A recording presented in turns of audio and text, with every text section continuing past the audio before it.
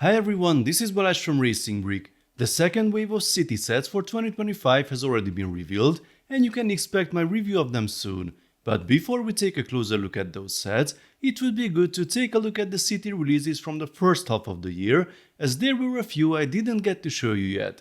Many of them are here, not all of them, but I thought we'd try a new format today, and I have invited Chris Stamp, the lead designer of the city team, who will be giving away lots of background information and design secrets about the sets while I show you the details. Please welcome again, Chris.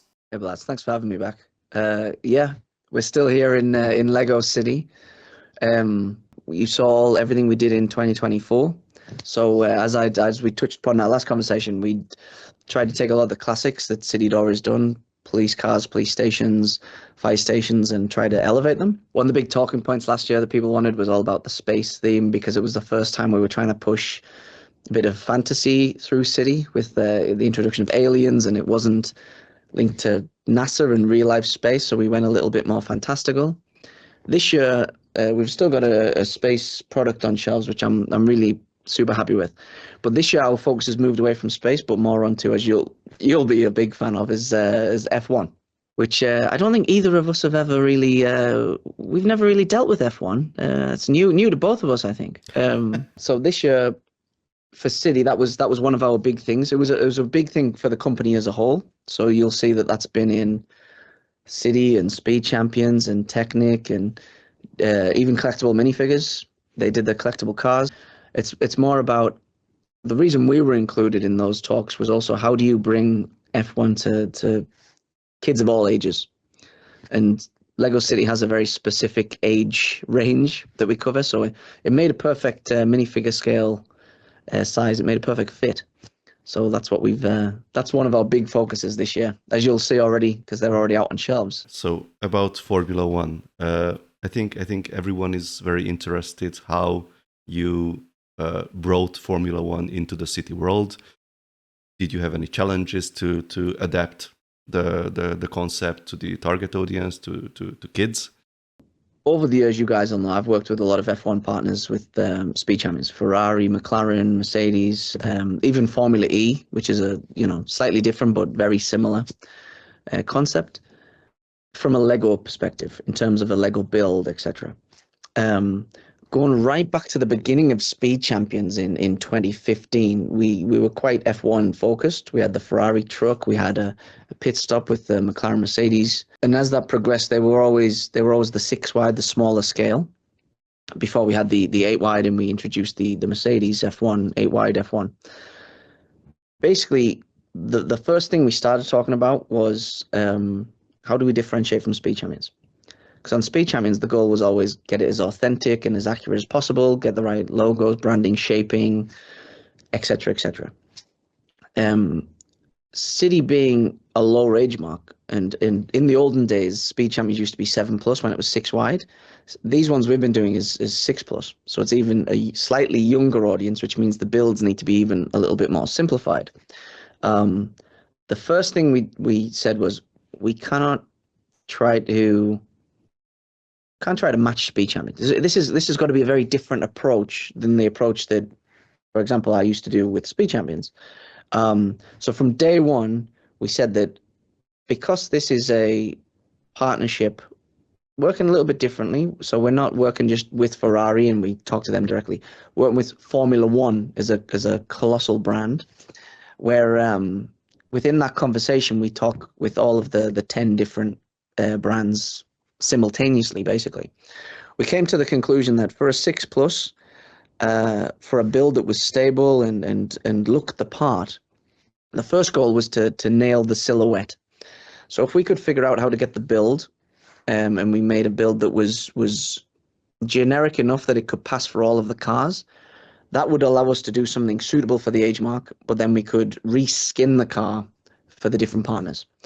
So we took a lot of learnings from the old Speed Champions F1 cars, where we're using the wheelbase sideways to get you really as low as possible. And one of our designers, one of my main guys on the team, Corvin, he designed basically a generic car. Me and him worked at refining that, and refining that. So we got to a point where it hit all of our parameters. It was different enough to the Speed Champions. It was suitable for the age mark, and it was generic enough that no matter which IP partner we linked it to, it would work for all of them, basically. So that was a very different approach than what we'd done in the other themes and what we'd done previously with the minifigure scale 6 wide vehicles. Also, because of that, if you compare it back to when we used to do 6 wide with Speed Champions, our knowledge, because we're constantly testing with kids, our knowledge of building and what they can handle is developed massively. One of the big things we can talk about a little bit later is like this year, we started a little bit last year, but this year we put so much focus on 5+, for example, and really trying to figure that out. It's the same with 6+. We've come a long way. So the builds today, we know, and we've tested with many kids. Kids can handle it, and they don't get confused, and it doesn't take them so long to do it because there's a lot of confusion. It's a very smooth and nice building flow because we are a building system, and we just happen to look in this case like F1 cars. So yeah, a lot of work went into it.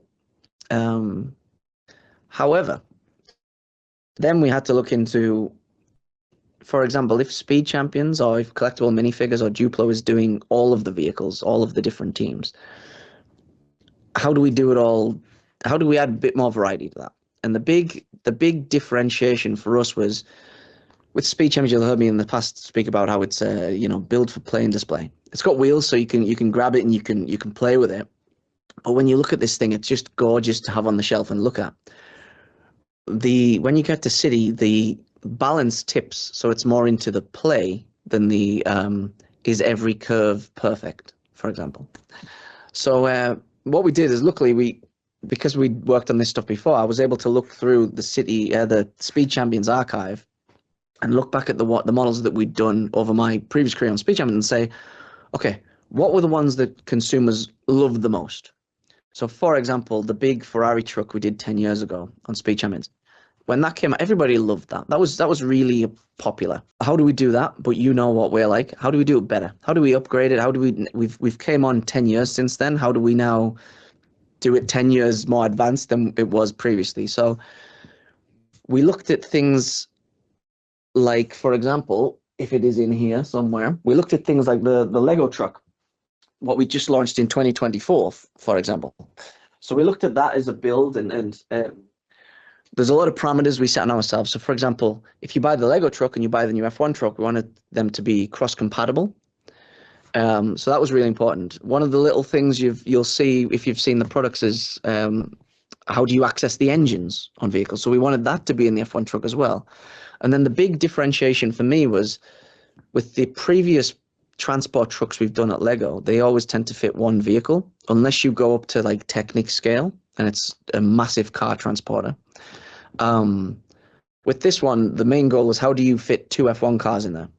So you pull up to the track, the 2 cars come out, you're ready for the race, and it's winner takes all. So that was a goal from day one in the brief, was how do you do that? Talking a lot with F1, because F1 it's an event. If you've ever been to a live F1 show, it's quite a day's adventure. We talked a lot about having a VR experience, and then we got the little car simulator because we've never done that in the previous trucks. So that was pretty cool and quite different to what we'd done before. Then we looked at things like the pit stop. I think the pit stop's fantastic. So there's a designer around our team, Alex, who is he's just the biggest F1 fan you'll ever know. He worked on the pit stop for us, and he was the person who come up with the function of when you pull the lever, the pit crew surrounds the car. And instantly my eyes lit up because we'd done pit stops in the past and they were always quite successful, or popular. But I've never seen this before.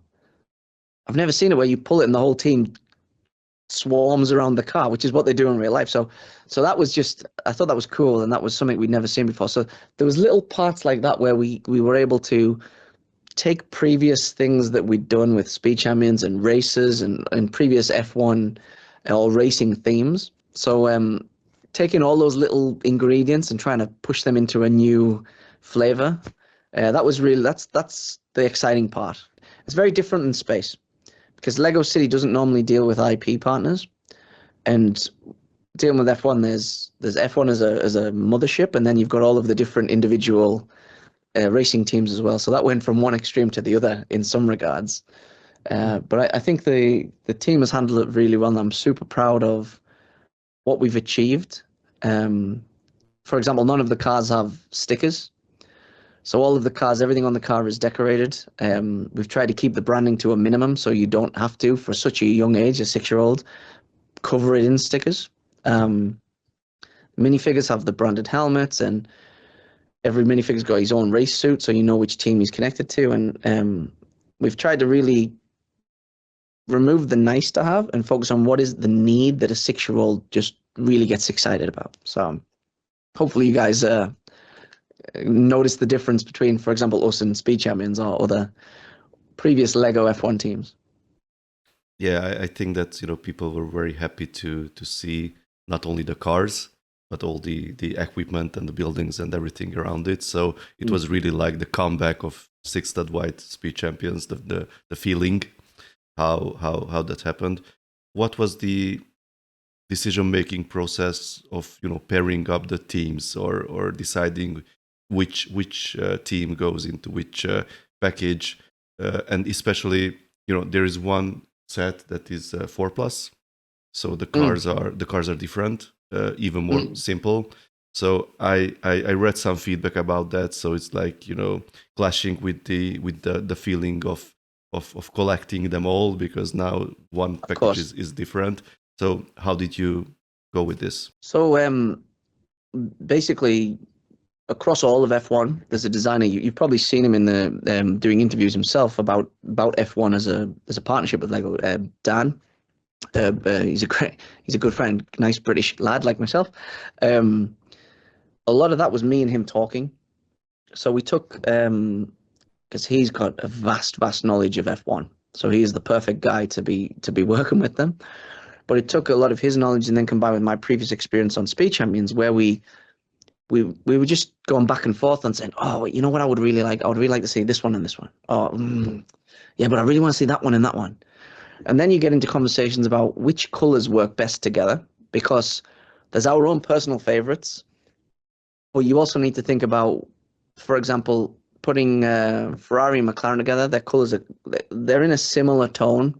So maybe they're not right to put as a double pack head to head. Maybe you want to separate those, and there's other combinations you can do. So we weren't under any strict guidelines about from that partners or anything. It was a lot of us just internally picking what we thought made sense. And as all of the cars were an identical build, except for the 4+ builds, we just put them where we thought made the most sense for us. The 4+ build is quite interesting because part of Lego City, because we've got a vast spectrum from 4+ all the way to 9 with our big construction crane. We really felt that if we want to stay true to targeting all age groups with F1 and kids of all ages, we really needed to have that 4+ offering. And we did try to see if 4-year-olds could handle the build we'd proposed for 6+. And that went through a lot of development to see can they handle it. They could handle 3/4 of it, but because that would be a bit of too complicated build for them. We said if we want to stay true to the nice build experience and remembering that we are number one, we are that construction toy, and number two, it just happens to be F1 kind of thing. We need to stay true to that build experience. So that's why we said, look, for 4-year-old, it needs to be a different build. Fortunately, you've got people out there who want to collect all teams, and you've got a lot of A4 collectors out there. So if they want to customize the cars, as always, we would never stop that. So if you see that as an opportunity to rebuild the cars into your preferred team and stuff, go for it. Highly recommend it. We always want to promote creativity. So I would definitely say, yeah, have fun with it and see what you guys can come up with. I'm sure many people will do that. There was one question about the specific set, the V-Carbon Sober pack, which is coming later than the others. So was there any particular reason behind that, or can you share anything about it? No, I mean, going back to Speed Champions, if you look at it, even the way it's built from I believe you're talking about this, is it this SKU? Yep. Yes. Even the way that the start line is built is very reminiscent of Speed Champions. Same girders on each end, the same sideways building with a function. That's something that we worked on a lot. And it was just one of those SKUs where it was designed at the same time as the rest of the assortment. It just got moved for logistics. There's no more to it than that. Basically, it was just it just happened. That one just happened to get released a little bit later, but we developed it the same time as the others. And we looked at, for example, Speed Champions again. There is a reason, for example, when I first moved to 8 wide Speed Champions, if you remember, the first launch of Speed Champions had 2 double packs that had a start line, because that was one of the things that we saw, that they loved the cars, but for the play, this was when Speed Champions was still leaning into play. You wanted that be able to like flick a button and it goes from green to red or whatever, red to green, so you can race. So we know those were always popular with kids. And the great thing, in my opinion, about this is that when we first went to 8 wide with Speed Champions, there were so many people who were loving it because they were purely like, I love the greater attention to detail. There was also some people who wanted it city scale because they've got these fantastic metropolises in one of the rooms in the house where they've built it all and it's a full working city. And obviously the scales don't match. So what we saw here was the opportunity where you can appeal to both. So even though this is a 6 plus on the box or a 7 plus on the box, for those people out there who building their vast cities, now we've got an F1 line that answers their need for them to always be 6 wide, and it's got all of the different IP partners you could ask for. And it comes down to just trying to make an offering for everybody, basically. So I'm proud of the work that the team's done. This was an opportunity where we've literally taken, I like a little bit of this SKU that we previously didn't. I like a little bit of that one we did, and like a bit over there. And okay, let's put them all together. And now what have we got? And the great thing about it is that because we are primarily teaming with Formula One, and we're just fortunate to get all of the racing teams within that, the truck or the garage or the pit stop or everything isn't a specific race team branding. It's generic F1 branding. So it works with any race car that we've got. And that was really important to us. Even with the start line, it's got the F1 branding, so that it doesn't matter which teams you choose, it'll work for all of them. Apart from Formula One, there were also a lot of interesting other releases. So can you talk about a bit about the rest of the lineup? So you guys know that in 2024, we tried to basically modernize the brand a little bit, like give city police a facelift, give fire a police a facelift, construction, tried to completely like make that seem more modernized a little bit, taking a lot of classics and just trying to do them with the vast catalog we have these days of new elements and new building techniques, and dialing up the functionality and the play that they offer and things, but also studying what we've done in the past. So that's why this year we reinvented to some extent things like the sunroof piece. And internally, we kept talking about this as a sunroof, and it's not a sunroof. What it is that's only one of the options, because it could be a sunroof, or it could be the hood of a truck, or it could be the side panel on a spaceship that folds down. And so it's just it's a special door. Let's put it that way. It's a functional piece. But we've tried to cover a lot of things this year. Some of the ones that I'm really proud of is I've got a couple with me here. Is the camper van. First of all, camper vans have always been really well received by our audience, children primarily, for many, many reasons. You know, when people look at this thing, you can't help but think of holiday, or you can't help but think of when you're in the car with your parents and you see them they've always got a little bit of a mystery to them. And that appeal really helped us. So the fact that we've dialed up the scale a little bit, the goal with this one, when I compared it to some of the previous, was how do we really make this a place where you could live in this thing for 8 months, for example. You could go out there and camp in the woods for several weeks, so that when you opened inside, you would have double beds. You would have the eating quarters that were removable, but you also had like a bathroom. So that was something where we're like, okay, if you've got a bathroom, and there was a lot of talk, does it need a door? Does it not need a door? Has to have a door. In real life, they have a door. So we don't know how we're going to do the door, but that's the excitement, is how do we do it? And in this case, again, Corvin, who worked on the F1 cars, Corvin worked on this, and he was able to get the sliding door in there. So you use the least amount of space possible, but you're maximizing the play. So that's really important. But at the same time, we're taking into consideration the factors that we tried to apply on all of our vehicles. So one of the things was getting two figures sitting next to each other. City's got a long history of having the central driver. That's just a personal thing. For me, I always thought that was weird, because apart from McLaren F1, you never really have a central driving position. So that's something we talked about a lot here, was how do you get them to sit next to each other? But also little things like the accessing the engine. None of this is stuff that we've never done before. But again, how do you take the greatest hits of what everybody's done and then try to really, like, your favorite ingredients, and try to put them into this together and come up with a new recipe?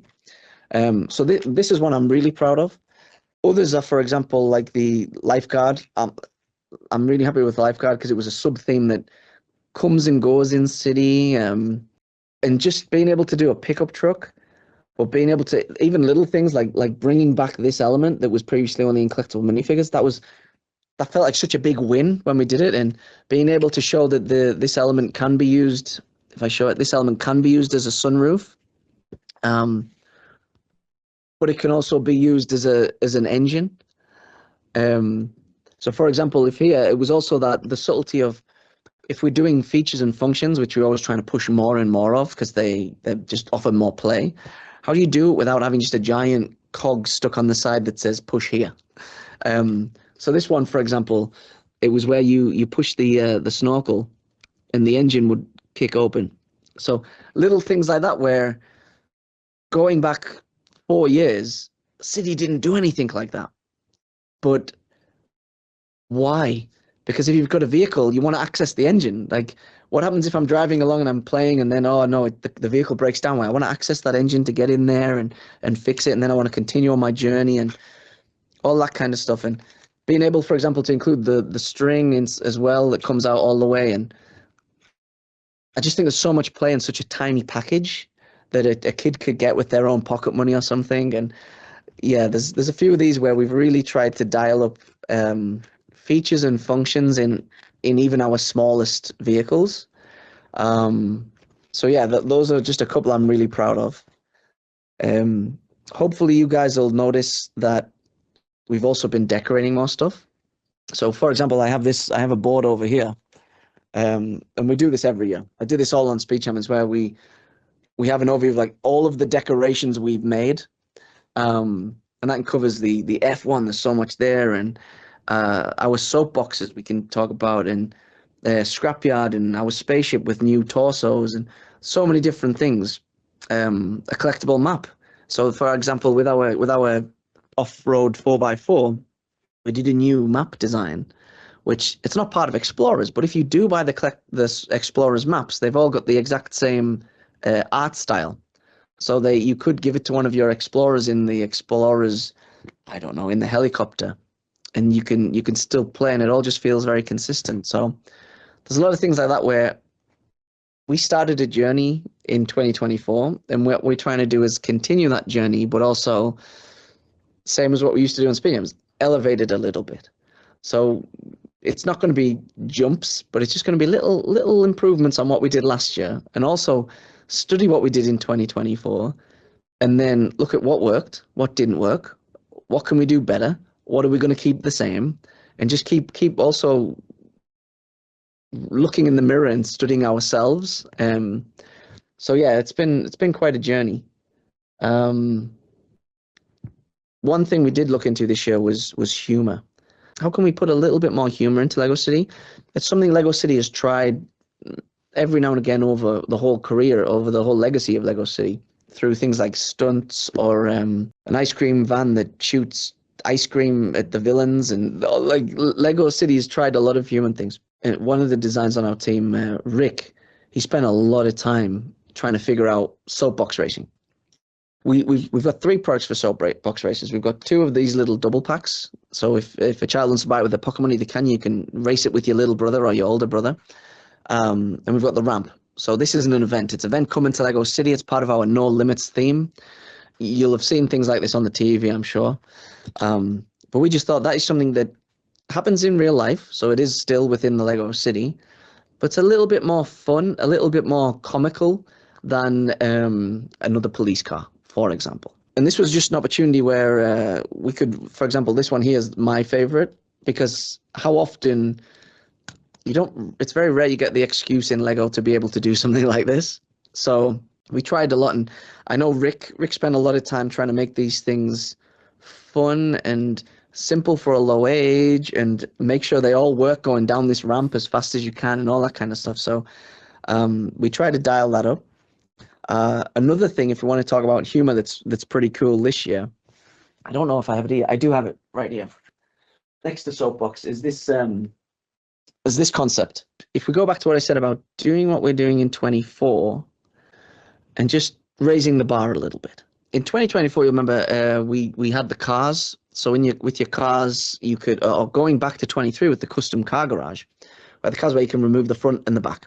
So you've got 3 chunks basically. You've got middle, front, and back. That works great for one vehicle. And we were talking about, okay, and you can put the front of one car on another car and the back of a car on that, and you can mix and match them. This concept's basically, what if you do that the next level?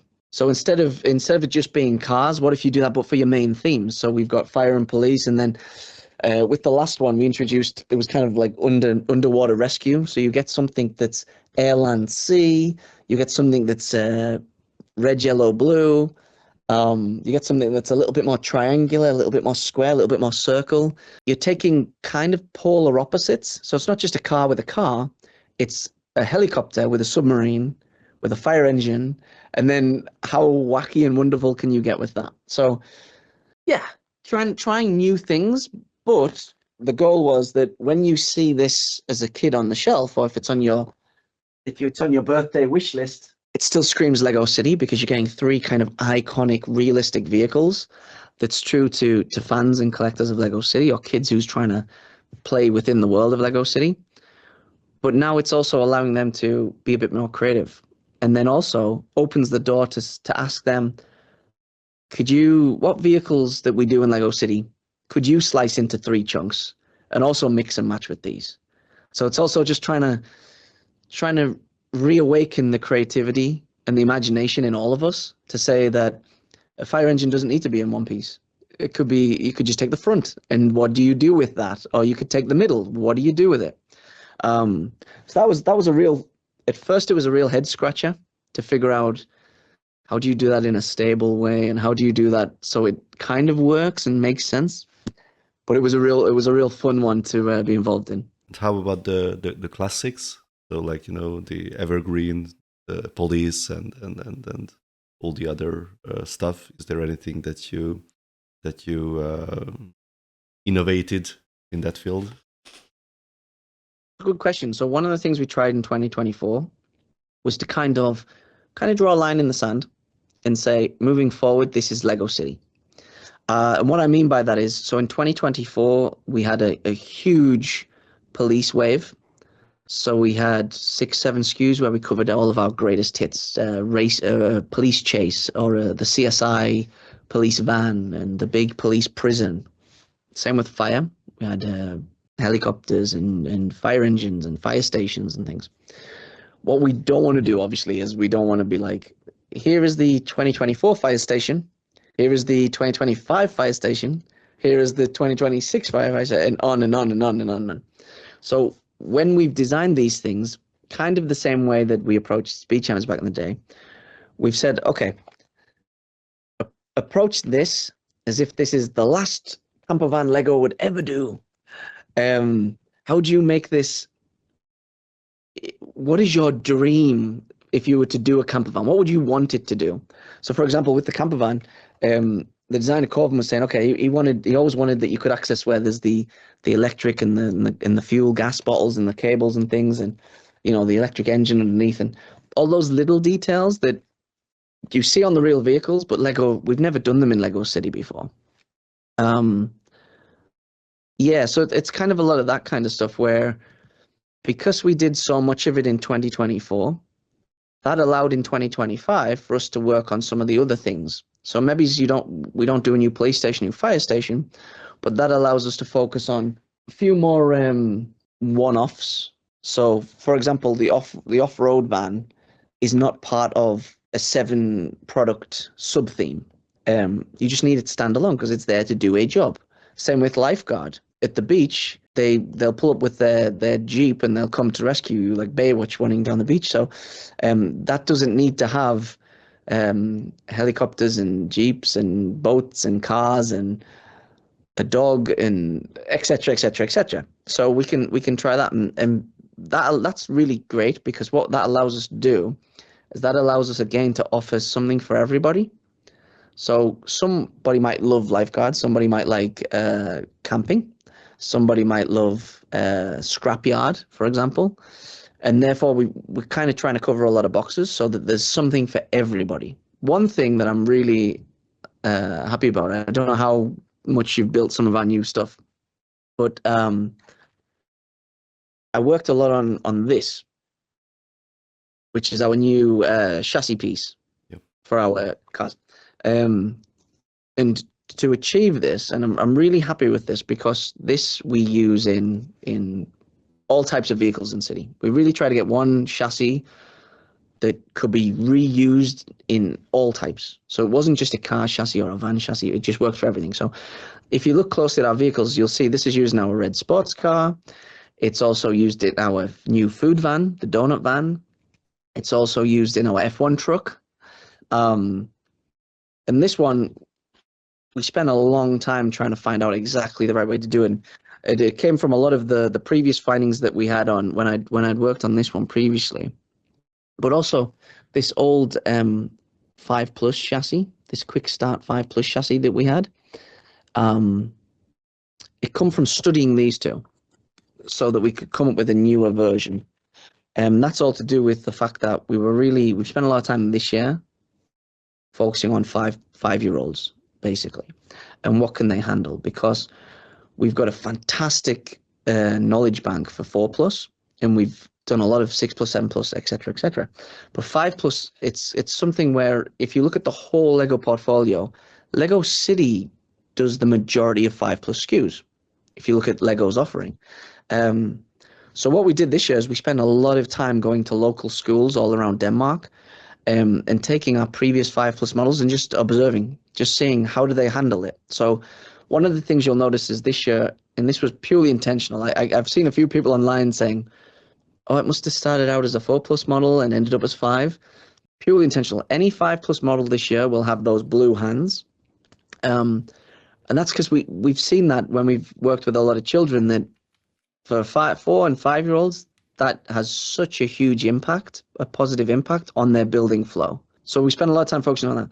And the outcome of a lot of that knowledge was this new chassis. It's just a really strong, quick start chassis for vehicles. And with that, we teamed it up, and we were also able to make kind of a partner element, if you want to call it, which is this, I don't know if you guys knew we made this, but it's this new 2x6 bracket. So these two elements were designed in parallel, and these were designed so that if you're building your vehicle, this here is a perfect, easy way to fit between your wheel arches, but give you a very nice start to the front and the back, but also the side. So that's what you'll see in some of the things like our donut van, for example, where you can see on the side that allows us to do this lovely decoration that gives you a little bit more of the branding. And you can also see that it's used in the back as well. So for getting the being able to just build the back bumper on quite easily, it works. So that's something that we've spent a lot of time looking at, not just the aesthetics, which we worked on a lot in 2024, but the building flow of these models.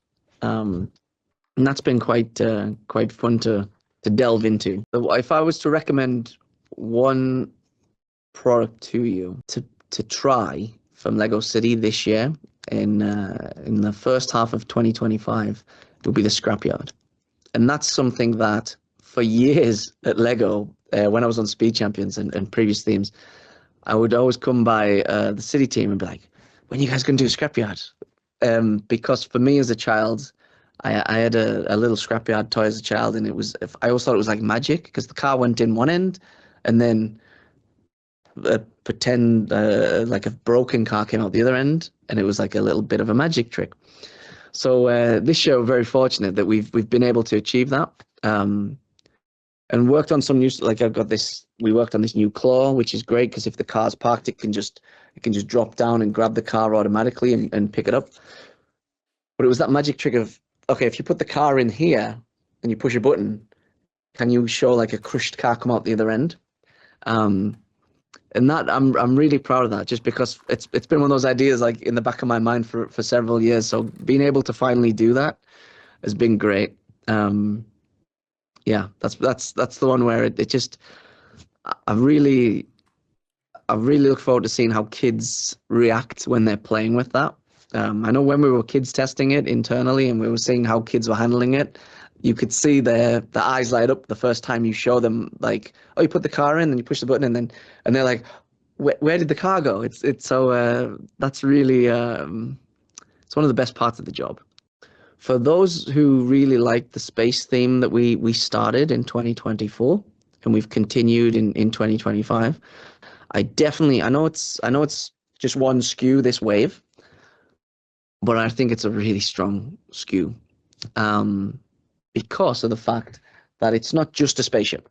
I think what's really clever about this thing is that one of my colleagues, Lewis, he worked on the majority of this, but getting to work with him on it was great because you get a cool story, like cool spaceship. When you look at the model itself, we're following completely on from everything we started the previous show with modularity. So you can actually, if you reconfigure this, kind of like we do a little bit with the mix and match, where you can pop chunks off and reassemble them. You've got this cool. I have to turn the box upside down. See, you actually have got a cool space base and a cool spaceship. And for me, this is just super cool because it's like this is kind of like a whole product line in one box. Yeah, and you get the alien in a new suit because he's a good guy helping us try to fly the spaceship, and it's cool. You can make pizza in space, and yeah, it's just yeah, I think it's a great sequel to the 2024 space products we did. Great continuation of that storyline that we've been pushing, and I think I'm really proud of the work the team's done. So hopefully you guys will like that as well, and you'll like what we're doing here on Lego City, and we're going to continue trying to do our best. Thank you so much, Chris, for sharing all of this with us. It's always a unique opportunity to take a peek behind the curtain. So folks, I've already got a bunch of summer sets here that we've been building like crazy over the last few days. Stay tuned for the reviews. If you enjoyed this video, then please give it a thumbs up. And don't forget to subscribe with notifications because there will be more exciting Lego videos coming soon. See you next time, bye bye.